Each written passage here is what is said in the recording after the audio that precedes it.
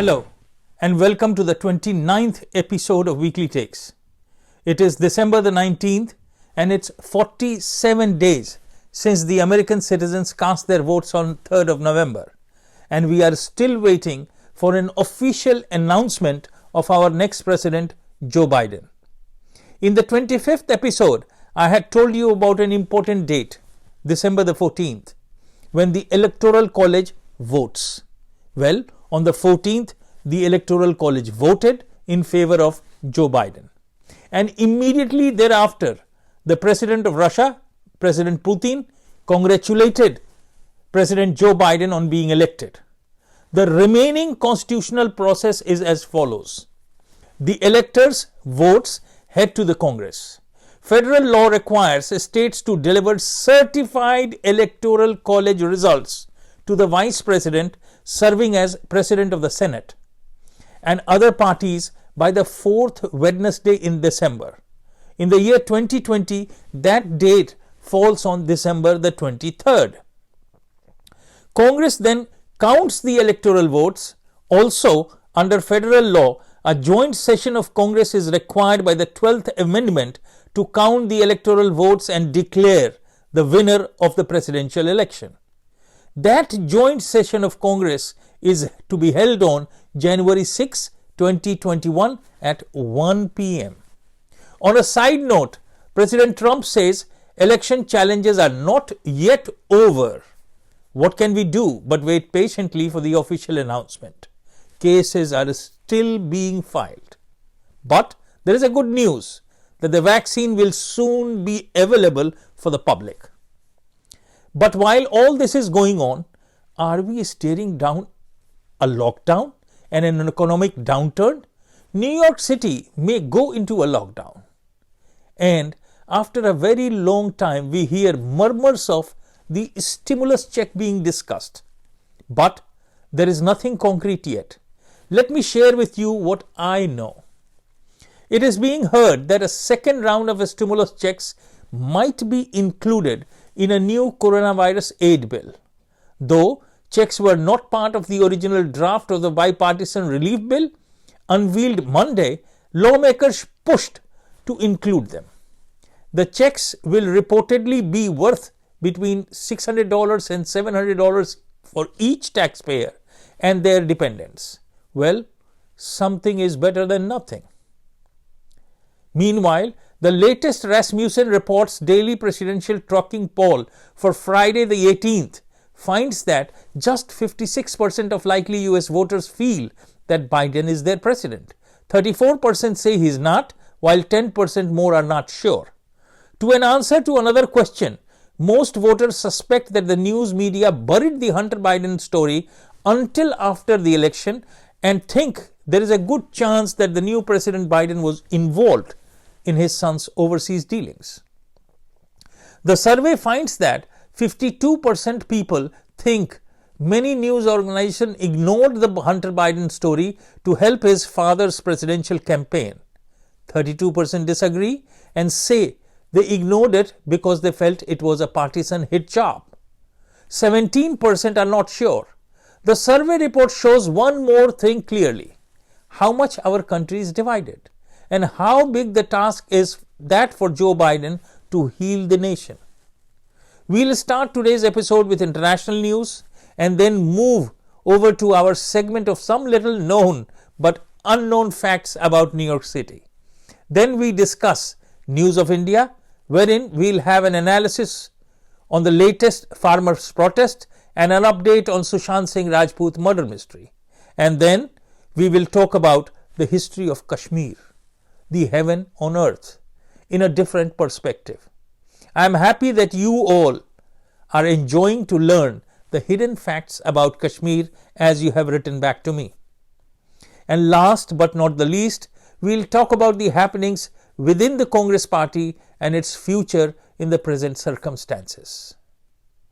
Let me take this opportunity to first thank you all for liking my program.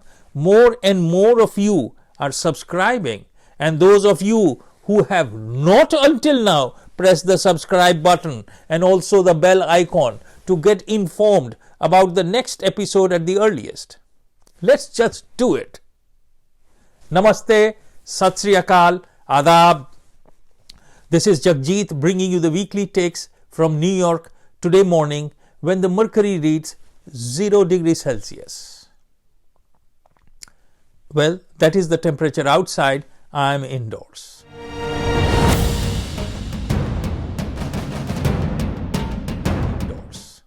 Let's begin. International news.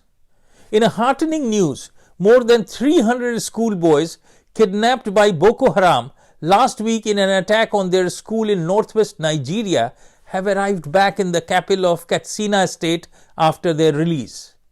Nigeria's Boko Haram jihadist rebels claimed responsibility for the abduction, saying they attacked the school because they believe Western education is un-Islamic.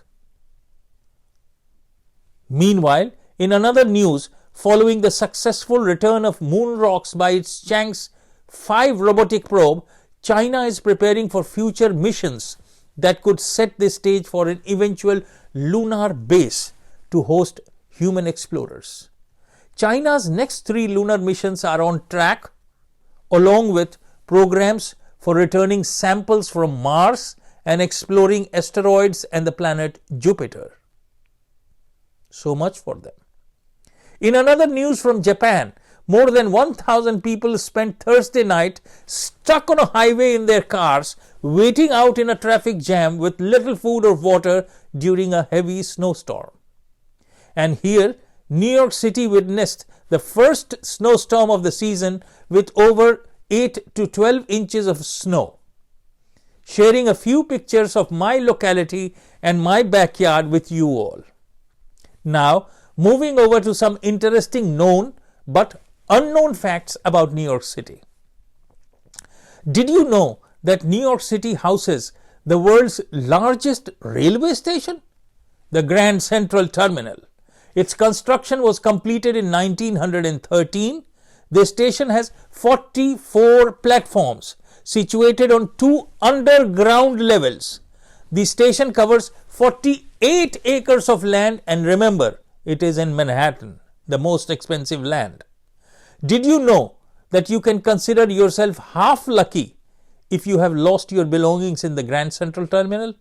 The reason is that the Grand Central Lost and Found has a 54% return rate on most items and an 80% return rate on high value items. Did you know that Manhattan, a borough of New York City, is home to the largest concentration of Chinese in Western Hemisphere? Here, 150,000 Chinese residents live in a 2 square mile plot of land.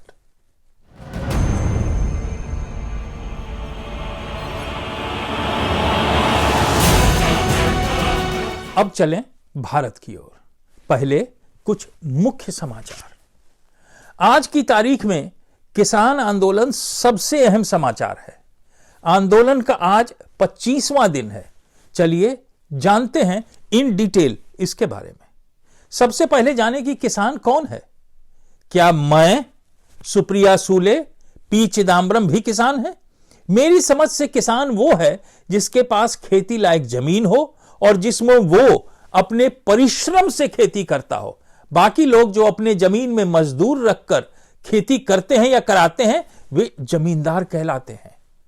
Why the new farm bill is good for India and how the farmers' protest is a Punjab and Haryana business of rich farmers or landowners only? Why farmers are not protesting in Bihar, UP, Kerala, Tamil Nadu, Andhra, Karnataka, Maharashtra, Madhya Pradesh, Himachal Pradesh, etc.? Everyone knows that the farm bill will stay like the CAA and will be implemented by the government. India cannot be held hostage by rich Punjabi and Haryanavi landowners. Let us see what the IMF has to say about it. Farmers protesting against the 3 new farm laws are calling for the continuation of a colonial rule, says IMF Executive Director representing India, Sri Lanka, Bangladesh and Bhutan, Surjit Bhalla. Let us take some lessons in history. The old farm produce laws, the creation of the Agricultural Produce Market Committee, the APMC, came into existence almost 150 years ago to feed the colonial masters raw cotton for their Manchester mills. The output of these mills was then sold to the natives for a hefty profit. The farmer was obligated and required, forced to sell to the masters in a regulated market whose regulation was set by, you guessed, the colonial masters. The monopoly power held by the APMCs has been denounced by almost all political parties and farmer union. For example, the Bharat Kisan Union took out a protest in 2008 arguing for the right of farmers to sell produce to corporates. The Congress party had these very same laws in its 2019 election manifesto, and now they are protesting. Now let us look at some numbers. There are no more than 2 million farmers total in Punjab and Haryana, and less than 5% have holdings above 10 hectares. A rough calculation suggests that the protesting farmers from Punjab and Haryana total no more than 200,000. So there is no confusion with numbers. The number of all farmers in India, very small, small and large, is 100 million.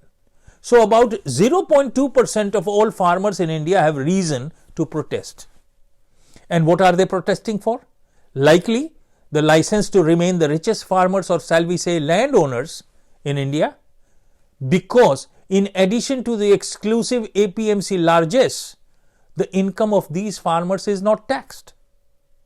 The non-taxation of agricultural incomes does not benefit the poor farmer who has a small land holdings because they do not have enough income to be taxed. फिर भी प्रधानमंत्री मोदी ने कहा है कि वो sir झुकाकर किसानों से बात करने को तैयार हैं और नियमों में यथाउचित परिवर्तन करने के लिए राजी हैं. My 2 cents. Everyone has a right to protest, and one must if we think that something is not good for us.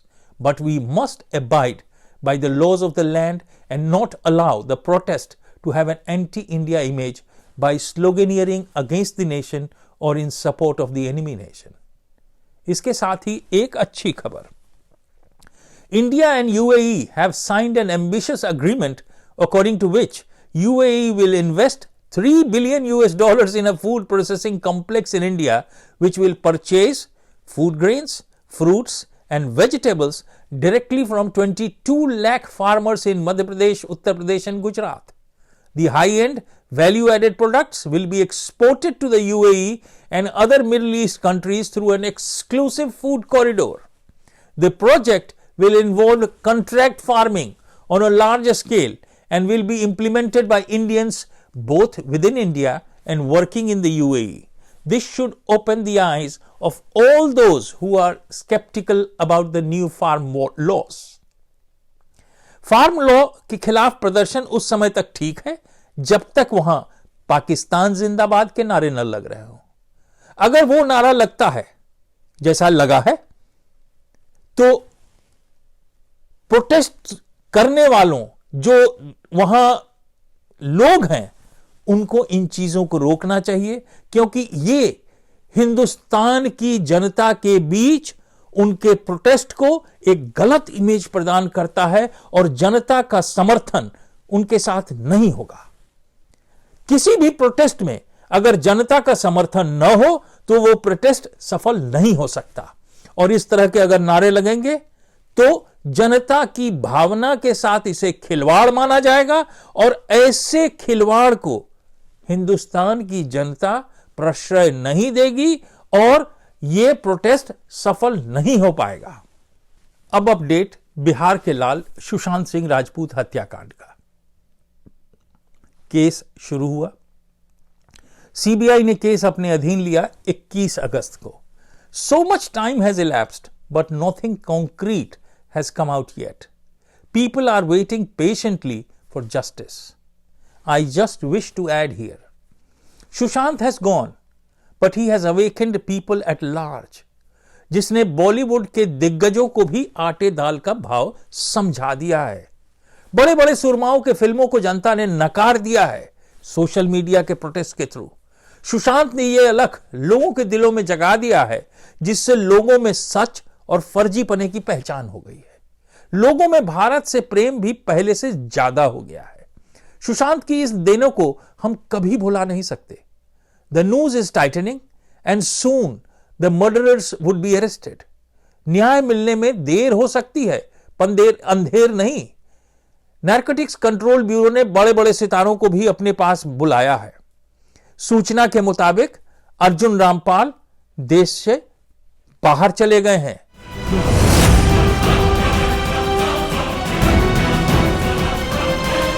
अब चले धरती के स्वर्ग कश्मीर की ओर। पिछले एपिसोड में हमने चर्चा की थी सम्राट ललितादित्य की। ललितादित्य ने 724 से 771 तक राज्य किया था। उनकी दो पत्नियां थीं, कमला देवी और चंद्रमद्रिका देवी। उनसे उनके दो पुत्र हुए, जयादित्य और वज्रादित्य।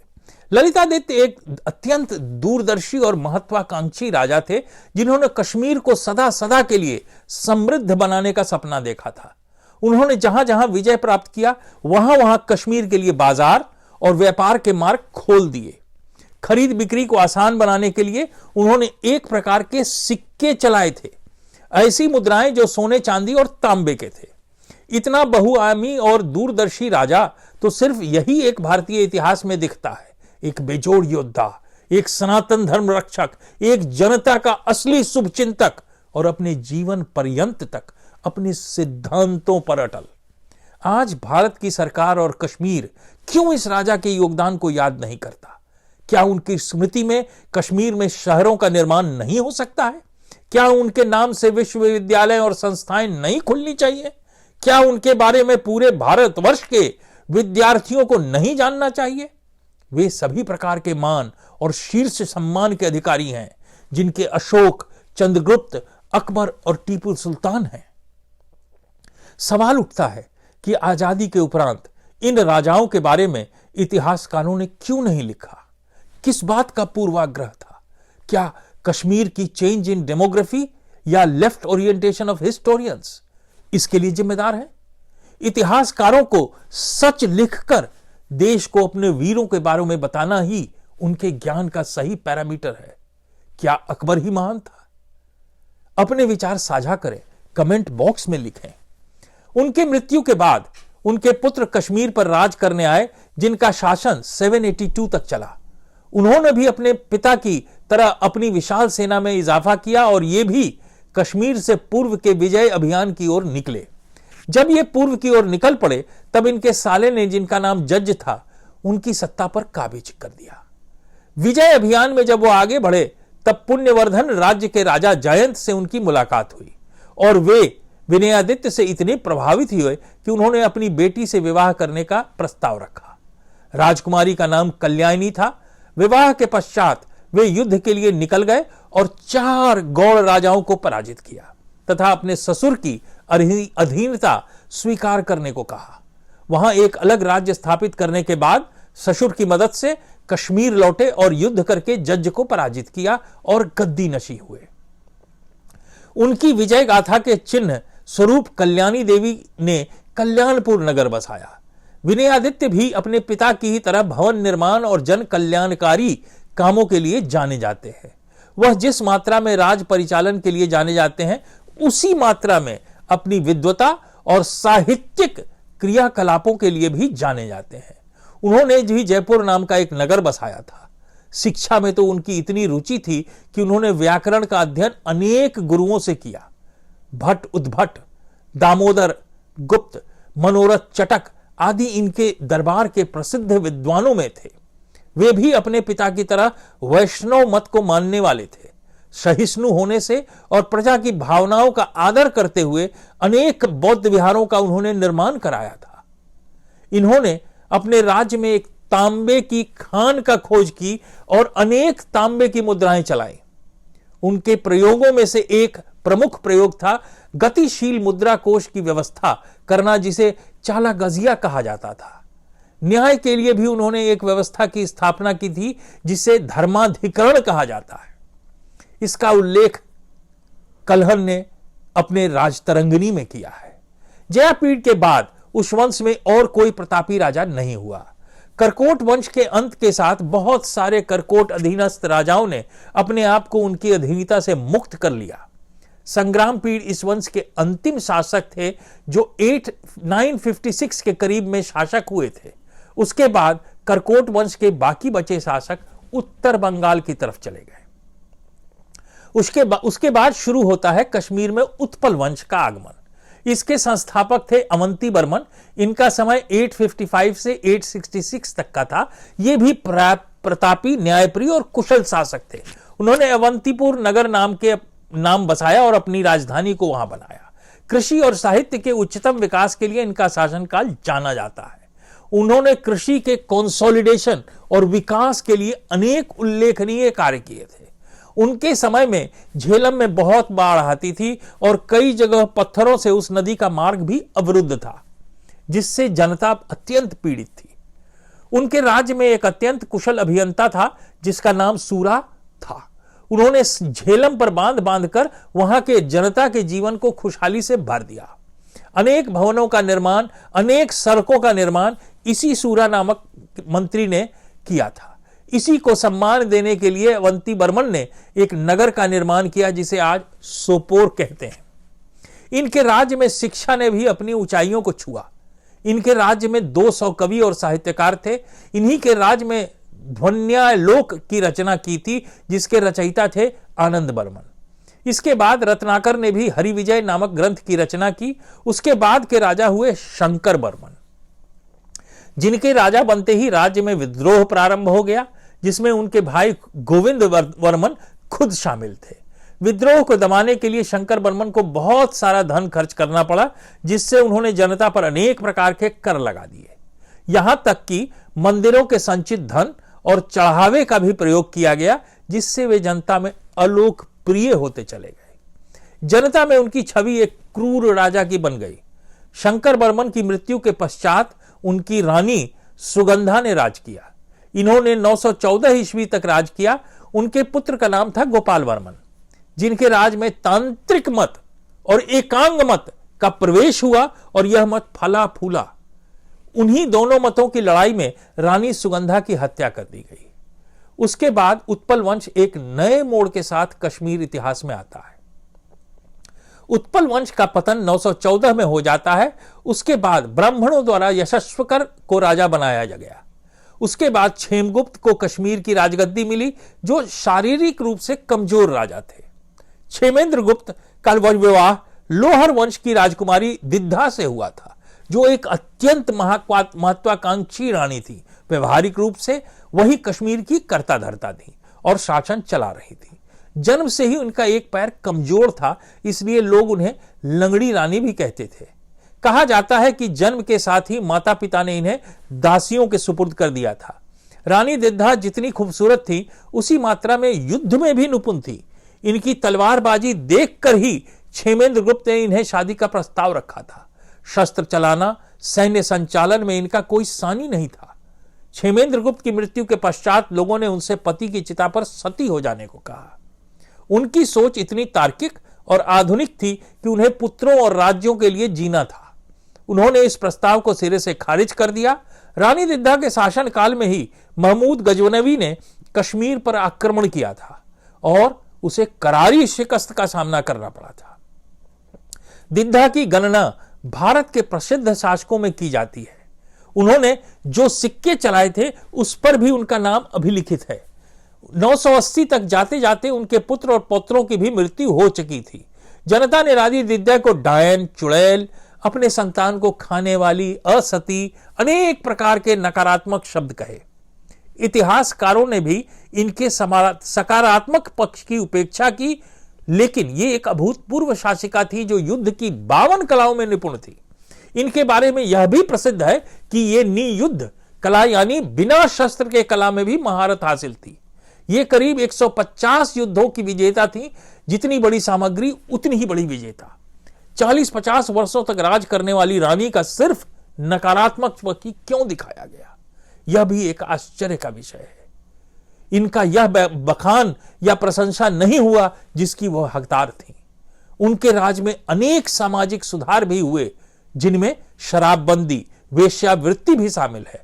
जो प्रतिबंधित और दंडनीय थे। उन्होंने सभी गद्दारों को या तो मार दिया था या राज्य से बाहर कर दिया था। उनके अपने प्रमुख लोग उच्च पद पर आसीन थे और इसमें कुछ अनुचित भी नहीं है, क्योंकि यही कूटनीति है। यह बहुत बड़ी वीरांगना थी और उन्होंने मरते समय अपने भतीजे संग्राम राज्य को राज्य सौंपा। महमूद गजनवी ने जब दोबारा कश्मीर पर आक्रमण किया तो इन्होंने ही उसे हराया था। यही से उत्पल वंश खत्म होता है और लोहर वंश का प्रारंभ होता है। कश्मीर के इतिहास के बारे में आज इतना ही। अगले एपिसोड में हम जानेंगे लोहर वंश के बारे में और उसके शासनकाल की बातें।